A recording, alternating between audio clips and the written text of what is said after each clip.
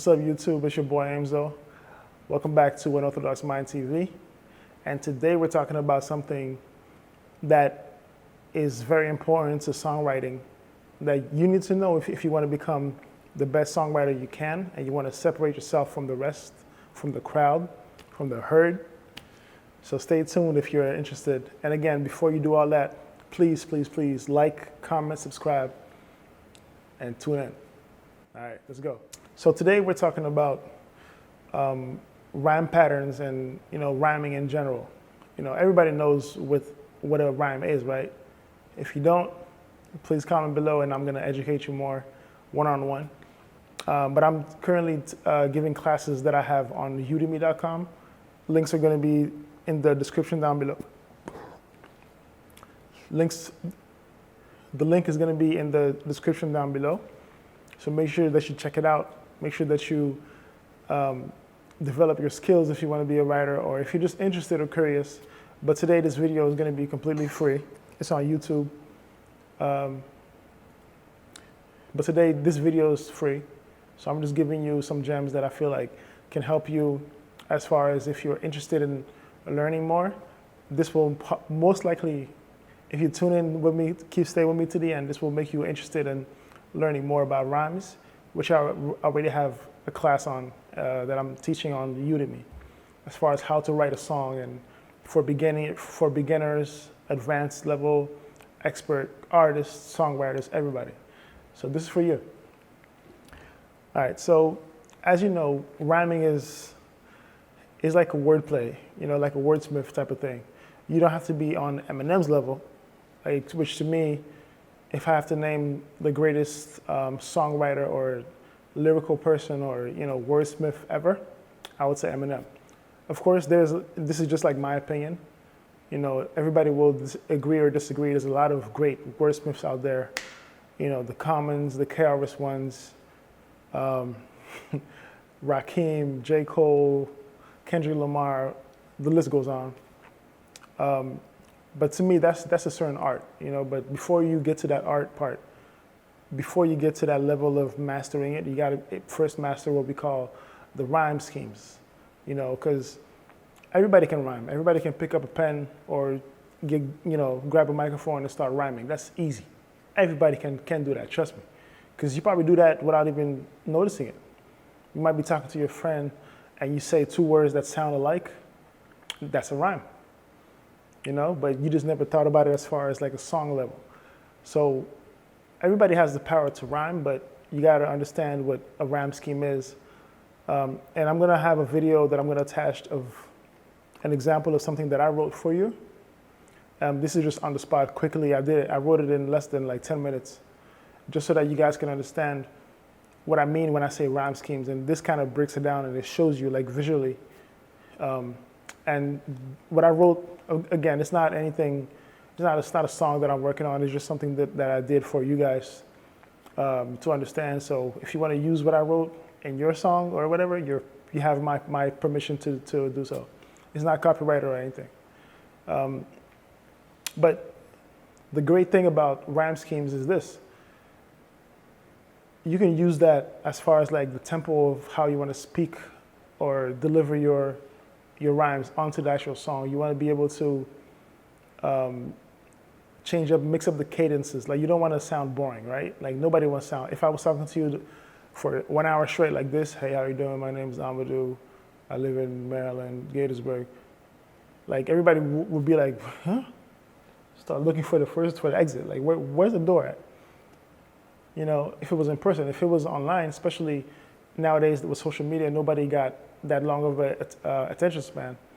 People would just move on to the next song or the next video. It's that simple. So you got to keep it interesting. You got to, even me talking to you right now, like I'm not just speaking with the same monotone voice. I'm speaking slow sometimes, then I speak up fast, then I elevate my voice a little bit, I speak down, I take a break. So that's all schemes, right? And the same goes with rhyming. You want to be able to catch your audience. You want to be able to make them pay attention, if that makes sense, and kind of keep flowing with the actual beat. You can tell me any song. It doesn't matter what type of what genre it is, hip hop, country, rock. I can keep going, R&B. You don't hear the same voice level, the same monotone voice ever. But at the same time, if you dig deeper in the words, the way that they space out the words is never the same.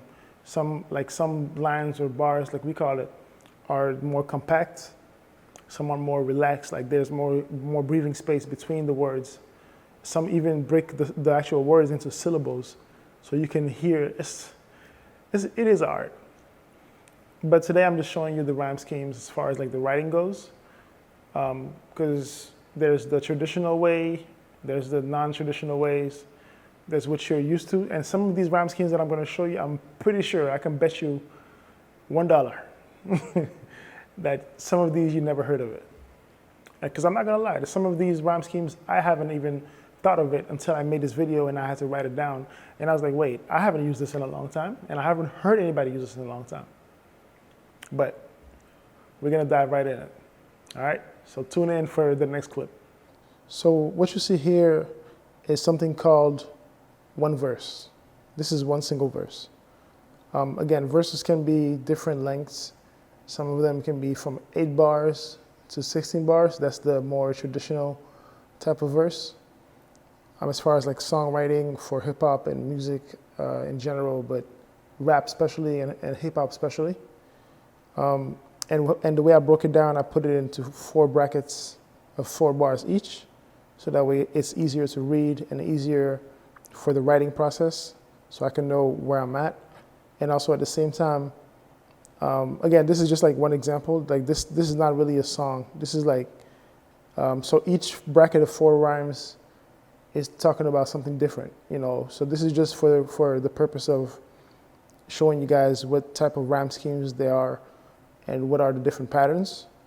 I mean, again, this is not a in-depth pattern dive into, and you know, this is more like a brief description. And then of course some artists take it, you know, upon themselves to make it a little bit more complicated, and they dive more deeper into as far as the rhyme schemes and the techniques and the length of the actual bar and the length of the verses. But this is just like a basic rundown of how rhyme scheming goes and what are the different types of rhyme schemes. So as you can see, I broke it down. So every time you see the letter A, you'll see it twice. Because of course, same thing I said earlier, 2 bars make for 1 rhyme. So these 2 bars, that's AA, and after that is BB. What that simply means, so you guys can understand it, is because the first 2 bars, they rhyme with each other, but then bar number 3 and number 4, they don't necessarily rhyme with each other as far as rhyming with the first 2.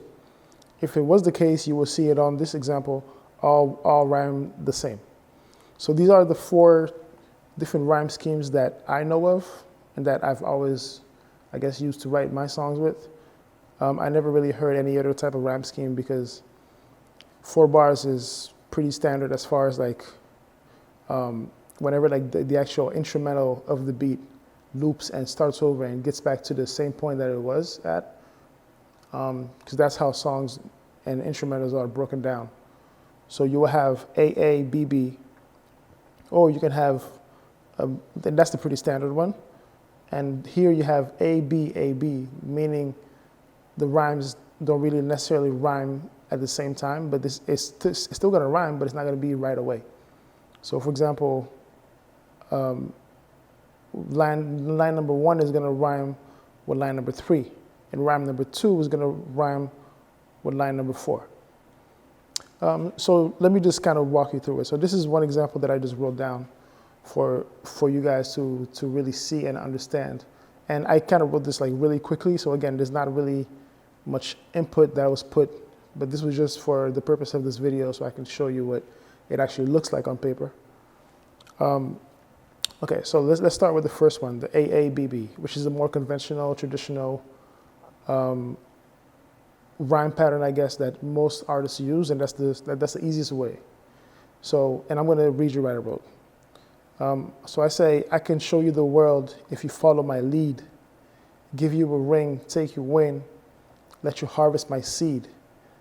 Because girl, you're special. The other girls are not on your level. There ain't no competition. If there was, you get the medal. So as you can see, rhyme AA, they rhyme with lead and seed. Rhyme BB, they rhyme with level and medal. And of course, as far as the rhyme goes, and let me just say this real quick so you guys are not lost. Rhyming is really like subjective because there are some perfect rhymes like car and far. And then there's other rhymes that are not necessarily perfect rhymes, but the way that it sounds or the way that you pronounce the words, you can make it fit, right? So for example, level and medal. It's not perfect rhymes. It's not written the same as far as the EL at the end and the AL, but they sound alike, so you can make it fit, all right? And then another type of rhyme pattern is what I personally call it the offset pattern, where it's AB, AB. So that sounds like this. Picture the perfect smile of a child, carefree living, just living life for the moment, not at all worried about the world being wild. Their mind is so far away, like if it was stolen. So as you can see, child on line number 1 rhymes with wild on line number 3, and moment on line number 2 rhymes with stolen on line number 4. And again, this all depends on how long your actual rhyme is going to be, like your actual bar. Some bars could have been shorter and I could have rhymed more. Pretty much made this same scheme into like a shorter version and fit more, or double this into the same rhyme pattern if I wanted to, but you can also stretch it. So again, it depends how you're going to fit the words and how many words you want to fit in there. But that's all up to you, to you as a songwriter, and what makes sense for your song. But that's something that we can talk about in another video, because it can get a lot more complicated than that. Then the other pattern that I don't really hear a lot of artists use, but it is something that I've heard before. I just can't think of on top of my head who used it recently. But this one is more like so rhyme number 1 would rhyme with line number 4, and rhyme number 2 and 3. So this is kind of called inner rhyming, except normally when you hear inner rhymes or inside schemes, that has more to do with the actual bar itself, like the actual line. So in that example, I mean, it's not written here, but in that example, you have a word that rhymes, I don't know, like towards the middle of the bar, and on bar number 2, the same area, the middle of the bar, you have another word that rhymes with it. So just like how you would have on Eminem, Lose Yourself, he made that perfectly. And there's a video that I can link of somebody breaking it down. But it pretty much goes, his palms are sweaty, knees weak, arms are heavy. There's vomit on his sweater already, mom's spaghetti. He's nervous, but on the surface he looks calm and ready to drop bombs, but it keeps on forgetting. So you see how he just keeps on, like he does it like multiple times in the same line, and he just follows through on every single line. All right. So this one is more something, again, this is something that I haven't really heard or seen many times. It's not really something that, I can really point out an example, but I know that it exists because I've used it myself. But again, it's very rare. So this one goes like this. Chevy and Corvette, like ready for more reps. These open roads be tempting, push it until the peak. Adrenaline rushing, now my co-pilot can't speak. Crazy thing is that the gas pedal has not been floored yet. So that's kind of sounds off for a reason, simply because the first bar doesn't rhyme with anything until the end of the actual 4 bars, which is the last bar, and then bar number 2 and number 3 rhyme.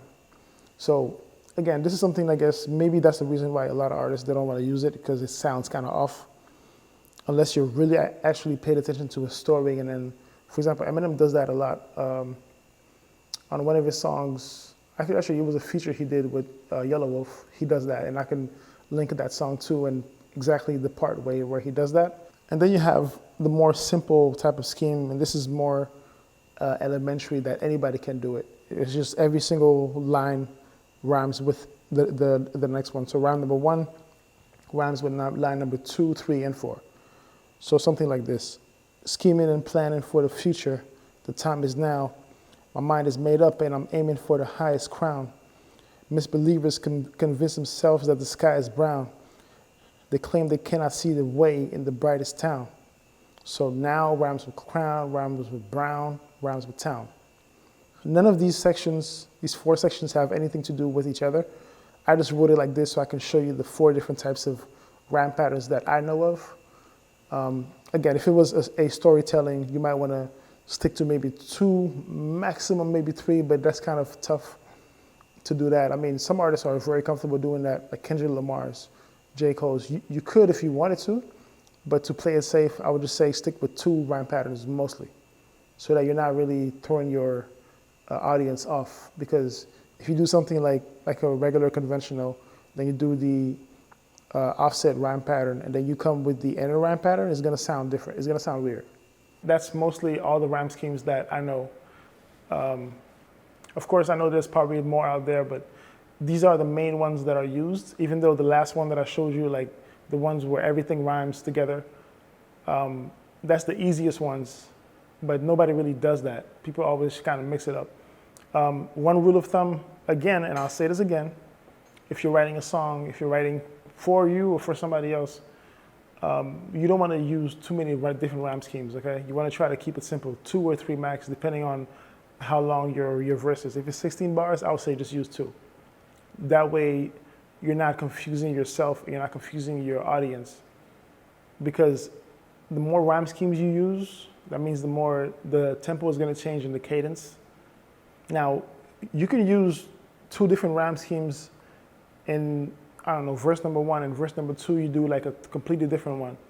That's perfectly fine, but that's also risky. So there's a rule of thumb that we use in everything that we do in life. The simpler, the better. You know, less is more, right? That's it for me, man. I mean, that covers everything pretty much. So yeah, if you have anything that you didn't understand or you want me to elaborate more, just drop a comment, like the video, subscribe, and let me know what you guys think, and then what is the next video you want to see, or what you want me to talk about next. But I'm going to keep making videos like this and giving you tips. Again, link down below, you'll see my Udemy class on how to write a song effectively. The easiest way, that's the easiest breakdown that you probably will ever hear of anybody teaching you how to write a song. And then I have another video that's coming up. It's called How to Record Efficiently in the Studio. So stay tuned. Again, you got to be subscribed if you want to see all that and catch it, because nobody else is teaching you that, but I am. It's your boy Amzo. We're tuning out.